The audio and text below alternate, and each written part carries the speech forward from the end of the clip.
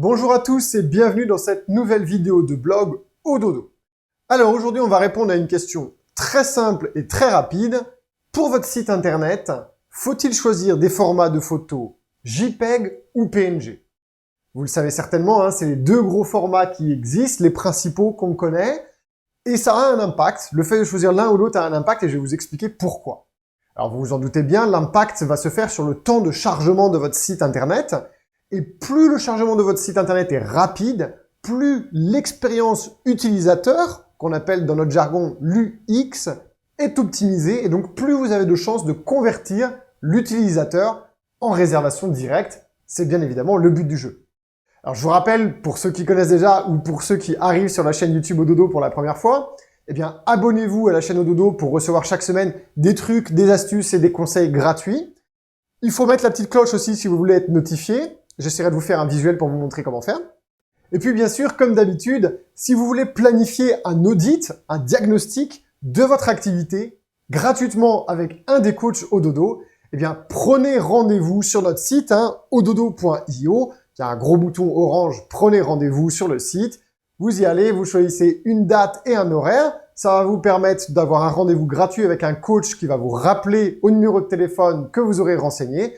Et puis vous pourrez alors faire avec lui un diagnostic de tout ce qui va et de tout ce qui va pas dans votre activité. Et puis ça permettra également à notre coach de vous expliquer le programme de formation de l'accélérateur Ododo, ce qu'on y fait et comment on le fait, l'accompagnement et la communauté, et puis d'étudier avec vous si vous êtes éligible au financement par l'État, parce qu'il y a plein d'aides pour la formation. Et comme Ododo est un organisme de formation datadocké, il est presque certain que vous pouvez vous faire financer notre formation et notre accompagnement.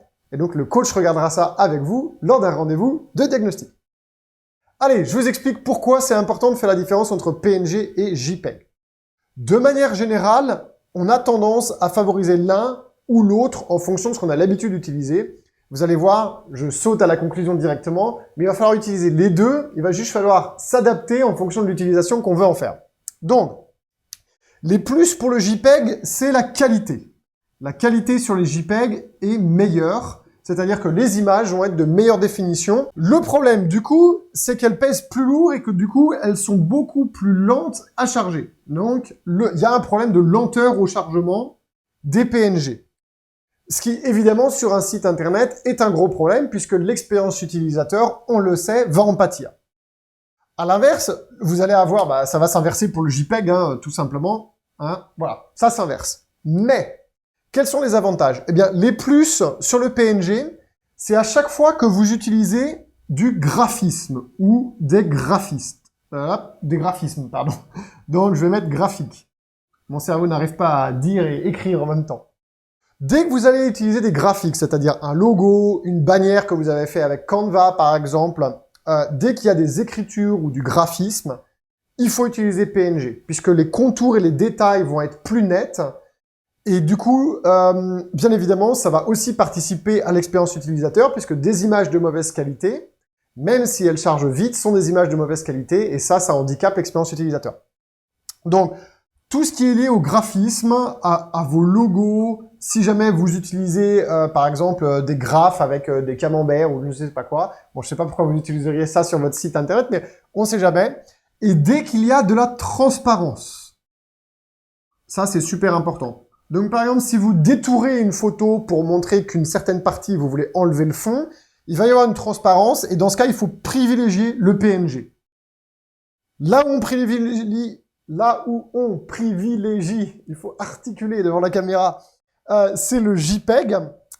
Pour le JPEG, pardon, c'est dès que vous avez des photos, que ce soit des chambres, des extérieurs, quelles que soient les photos, à partir du moment où ce sont des photos, le JPEG est préférable puisqu'il va garder sensiblement la même qualité que le PNG pour les photos. On verra très peu la différence de qualité, mais il va peser un tiers, voire moitié moins de poids, ce qui fait que ça va charger beaucoup plus vite.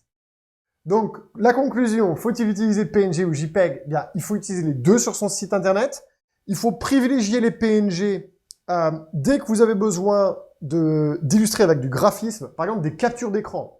Je vois beaucoup sur les sites internet des hôteliers ou des propriétaires de maisons d'hôtes, des captures d'écran, des avis qu'ils ont reçus sur les réseaux sociaux. Par exemple, les avis que vous avez reçus sur Google ou sur Booking. C'est une très bonne idée. Par contre, PNG, le format pour ça. Pour que ce soit bien, comme disent les anglo-saxons, crisp. C'est-à-dire qu'on voit vraiment bien les contours et que ce soit bien net. Tout ce qui est photo, par contre, vous mettez en JPEG. Et puis, si vous voulez diminuer automatiquement le poids à la fois de PNG ou à la fois de JPEG, il y a un site qui s'appelle tinypng.com peut-être ou .io, je me souviens plus. Je vais vous le retrouver puis je vais vous le mettre au montage en dessous.